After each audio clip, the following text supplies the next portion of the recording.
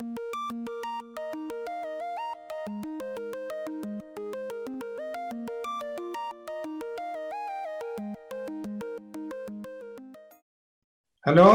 my name is Dr. Mansoor Sharabiani. I'm a lecturer in statistics and machine learning at Imperial College London. Today, I will be talking about quantum computing in green energy production.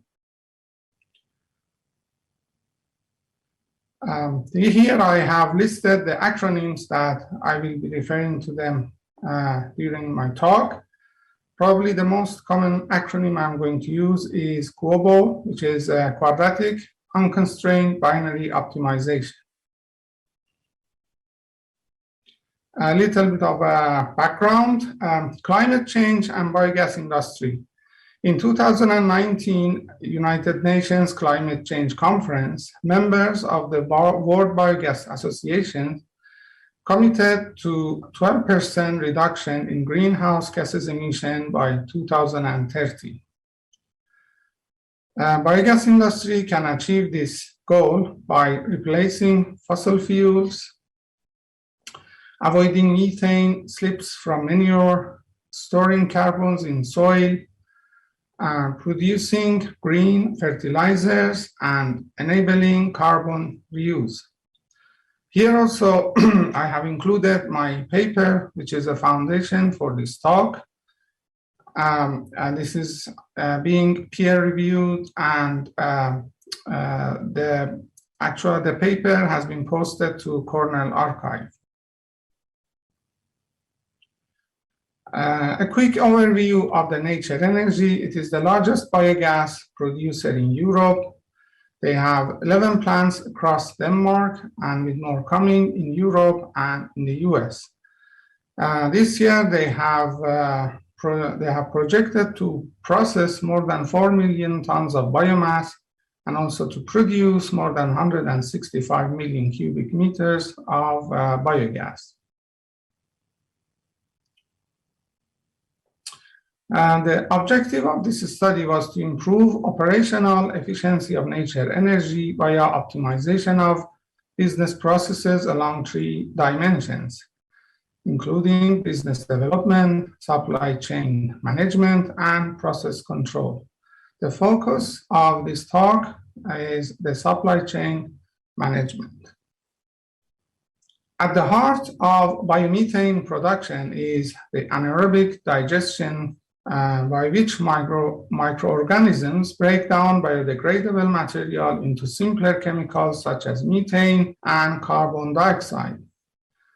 Anaerobic digestion has 4 major steps, including hydrolysis, breaking down polymers to monomers, acidogenesis, producing acetic acid, CO2, and hydrogen, acetogenesis, producing volatile fatty acids, ammonia, CO2, and other chemicals, and finally methanogenesis, which producing, of course, methane, CO2, and water.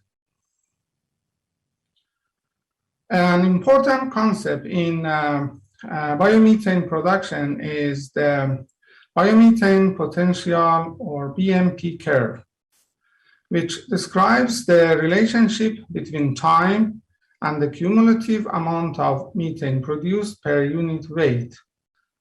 This curve is usually measured under standard lab settings using small and batch reactors. 2 key parameters describing a BMP curve are the speed of release of methane and the maximum biomethane produced, which is the asymptotic value of the curve when the time approaches infinity. There are a few parametric models that are often fitted for modeling BMP data. They are exponential, cone, and modified Gompers, which their expression is presented here. Apart from lab settings and actual industrial settings, they use continuously stirred tank reactors, or CSTR, which assumes a perfect and instantaneous mixing of the inflow, which means when inflow joins the content of the tank, they instantly and homogeneously mix with the content. And therefore, we can say that outflow composition, or C out, is identical to the reactor content, or C tank. This is in contrast with other types of reactors, such as plug flow reactors, which maintain defined concentrations of gradients in their tank. The equation below shows the mass balance, which is the fact that outflow minus inflow and biogas decay will equal to the rate of change in biomass volume in reactor. And biomass decay is the result of extraction of methane and other gases from the biomass content. Another notion in biomass production is hydraulic retention time, which is the average time spent by biomass in a CSTR.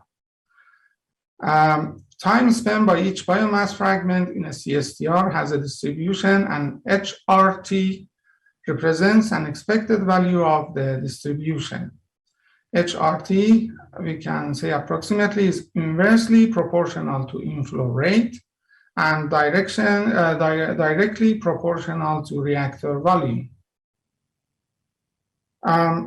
Economically speaking, the speed of flow has different economical implications. Fast flow leaves little time for anaerobic digestion process to extract methane from organic matter. Therefore, there is low biomethane elicitation rate and low or negative profit margin depending on the biomass cost.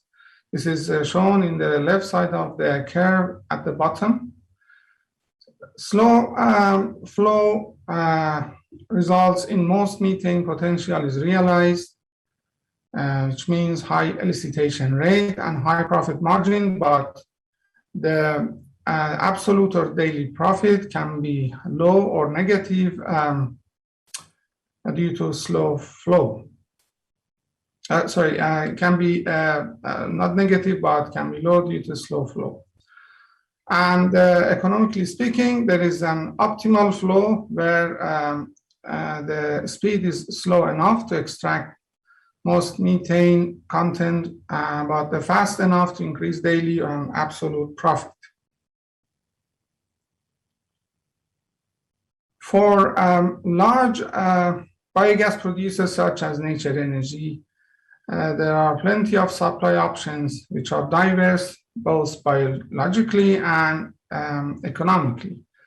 Biologically, for instance, they have a different biomethane potential parameters and different volatile solids percentages, and also economically, such as acquisition and transportation costs for different biomass from different sources. Therefore, we can see different production curve and also different optimal hydraulic retention times for each biomass that they use.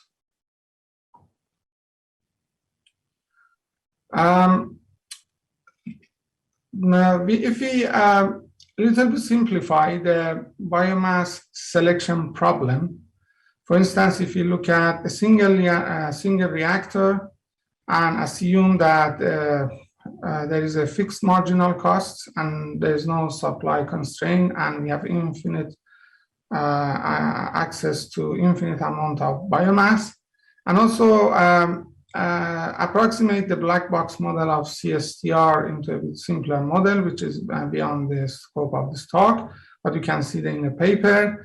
We end up the following cost function that I have written here.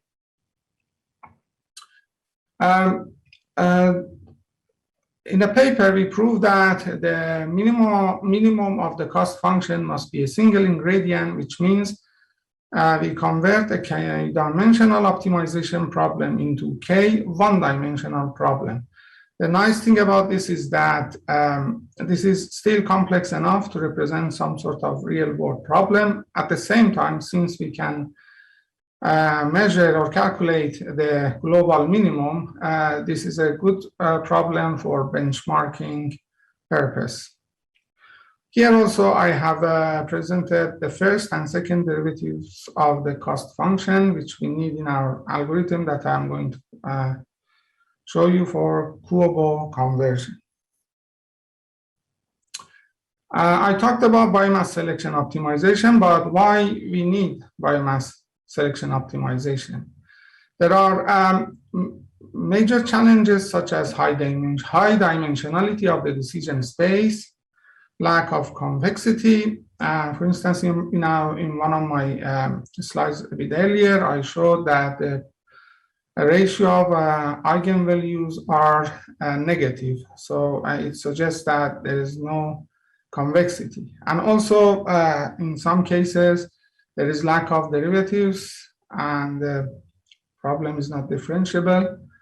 And also, there are a host of nonlinear business constraints. Therefore, we are looking for some solutions, including heuristic empirical shortcuts, taking advantage of smoothness, for instance, Lipschitz optimization, taking advantage of parallelization, for instance, using multi-start optimization algorithms, and finally, the Van Neumann computing, alternatives to Van Neumann computing, which is based on the separation of memory. Van Neumann computing is based on the separation of memory and computation. However, there are a host of there's an active field of research which are looking for alternative to this computing by using physical properties of hardware for in-memory computing. And these include CMOS annealing, stochastic nanomagnets, neuromorphic computing, and quantum annealing, which we are using D-Wave for this purpose.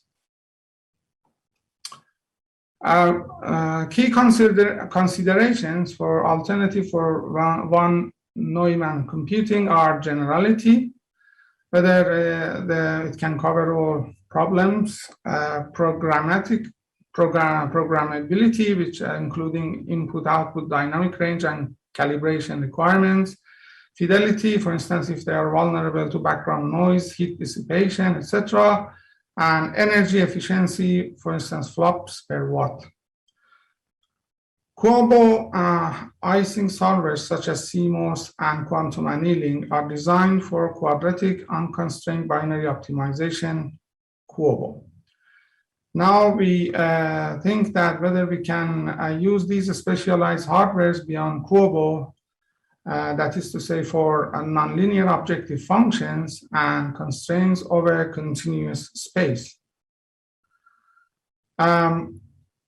Our answer to this question is yes, via the algorithm we propose, and we coined it as quantum nonlinear programming, or QNLP.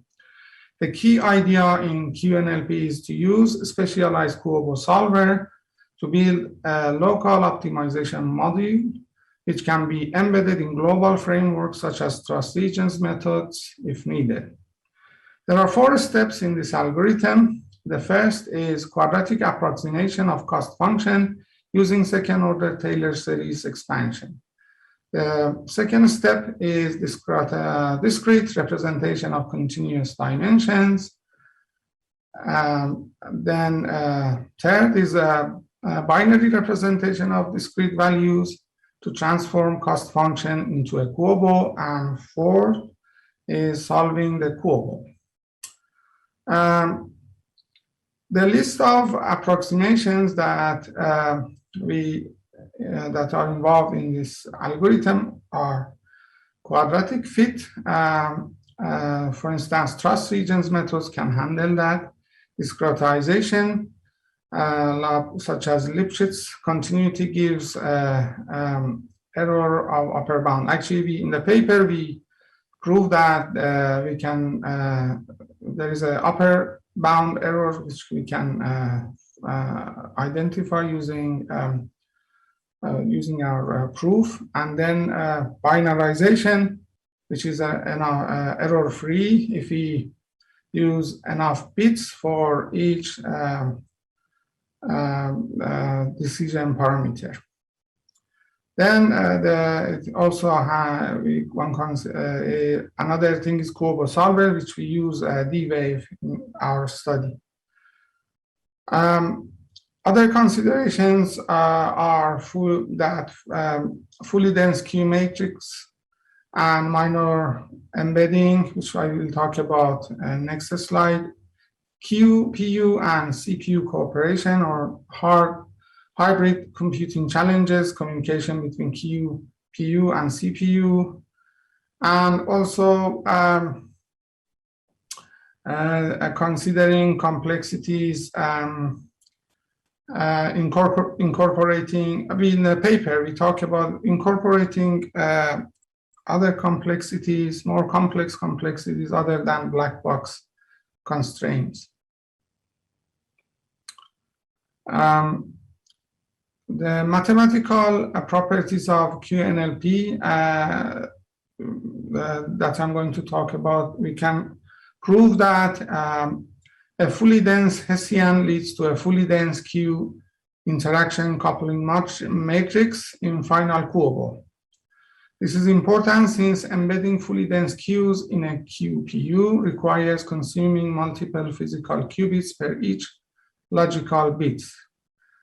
This is because the qubits are not fully connected, and therefore maximum dimensions of a fully dense Q can be embedded in a D-Wave QPU. The maximum number that we can embed is only a fraction of the number of physical qubits. If we add constraints, Q starts to have a sparseness, which will reduce, under some conditions, will reduce the average number of qubits needed per bit. Discretization error of QNLP has an upper error of 1/8 of lambda delta transpose delta. We prove that this is the upper bound error of QNLP, in which lambda is the maximum of the largest positive eigenvalue of a Hessian, and 0, and the delta is the grid resolution vector, which is the resolution of the discretization we are using.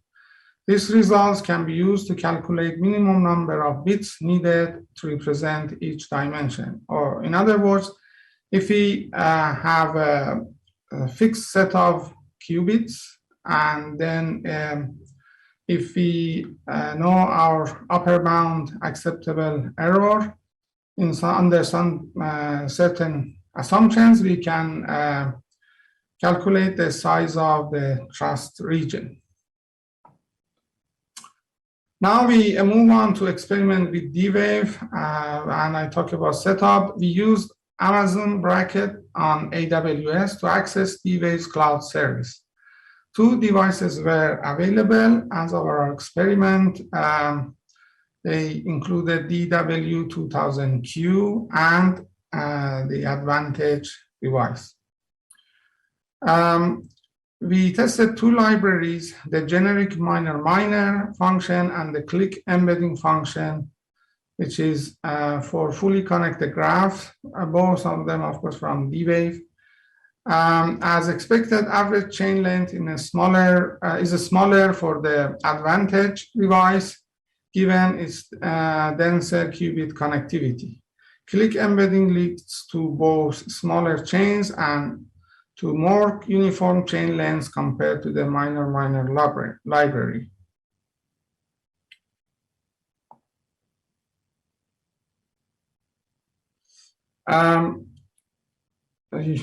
Doing experiments on D-Wave's default setting, we use the increasing size of number of biomass, and the older generation D-Wave 2000Q showed that performance at low chain strengths is near perfect up to the maximum problem size feasible for fully dense Q. Interestingly, for the newer Advantage device, performance on the default setting is more sensitive to chain strain and deteriorates for larger problems. Here in this graph, I show a chain strain multiplier, which is according to heuristic suggestion by D-Wave. We define the baseline chain strain equal to maximum entry in a Q matrix, and then apply the chain length multiplier to this baseline. And we see that in the smaller fractions of 1, the performance is better in both devices, but for older generation D-Wave 2000Q, it's near perfect in a smaller, it's near perfect and smaller chain strain multiplier. After using define default parameters, now we try to test some of the configurations that we deemed important. They included embedding library, number of reads, samples, annealing time, programming thermalization, readout, thermalization, and spin reversal. Experiment with these configurations showed that number of samples and annealing time unsurprisingly have impact on the performance, whereas the rest of the configuration did not have any impact. To summarize my talk, we developed the QNLP mathematical machinery for transforming continuous optimization problems into QOBOs.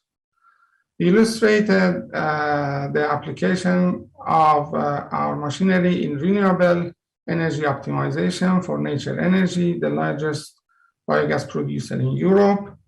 And our early experiments on D-Wave's public cloud service produced good performance on DW2000Q and deterioration for larger problems in the Advantage device. Therefore, one natural next step would be to explain and perhaps reduce the performance gap between Advantage and DW12Q device, DW2000Q devices. More important, improve and also improve performance of QPU for dense matrices, and implement and test QNLP with constraints, and expand framework to mixed integer programming. Then we have decision trees, which are continuous and also discrete. Here also I have pointers to some of the mathematical proofs and details that we have presented in our paper. Now I conclude my talk here. Thank you for your attention, and if you have any questions, please contact me.